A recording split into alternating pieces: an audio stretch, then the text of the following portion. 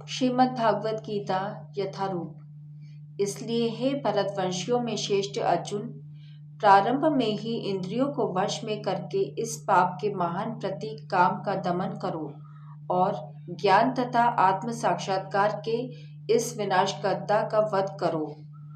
तात्पर्य: भगवान ने अर्जुन को प्रारंभ से ही इंद्रिय संयम करने का उपदेश दिया, जिससे वह सबसे पापी शत्रु काम का दमन कर सके, जो आत्म साक्षात्कार तथा आत्मज्ञान की उत्कंठा को विनष्ट करने वाला है। ज्ञान का अर्थ है आत्म तथा अनात्म के भेद का बोध, अर्थात यह ज्ञान की आत्मा शरीर नहीं है। विज्ञान से आत्मा की स्वाभाविक स्थिति तथा परमात्मा के साथ उसके संबंध का विशिष्ट ज्ञान सूचित होता है।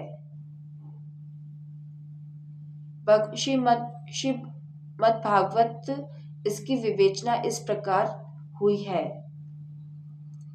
आत्मा तथा परमात्मा का ज्ञान अत्यंत गूढ़ एवं रहस्यमय है, किंतु जब मनुष्य भगवान द्वारा इसके विविध पक्षों की विवेचना की जाती है, तो ऐसा ज्ञान तथा विज्ञान समझा जा सकता है। भगवत गीता हमें आत्मा तथा सामान्य तथा विशिष्ट ज्ञान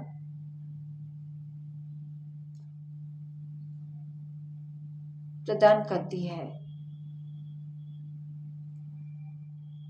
जीव भगवान के भिन्न अंश है, अतः वह भगवान की सेवा के लिए है।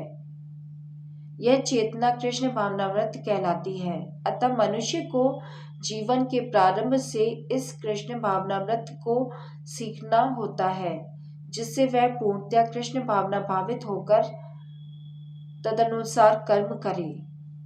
काम ईश्वर प्रेम का विकृत प्रतिबिंब है और प्रत्येक जीव के लिए स्वाभाविक है, किंतु यदि किसी को प्रारंभ से ही कृष्ण भावनाव्रत की शिक्षा दी जाए तो प्राकृतिक ईश्वर प्रेम काम के रूप में विकृत नहीं हो सकता।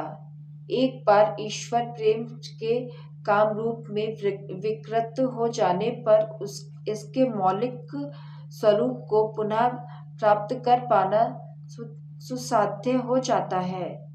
फिर भी कृष्ण भावनाव्रत इतना शक्तिशाली होता है कि विलंब से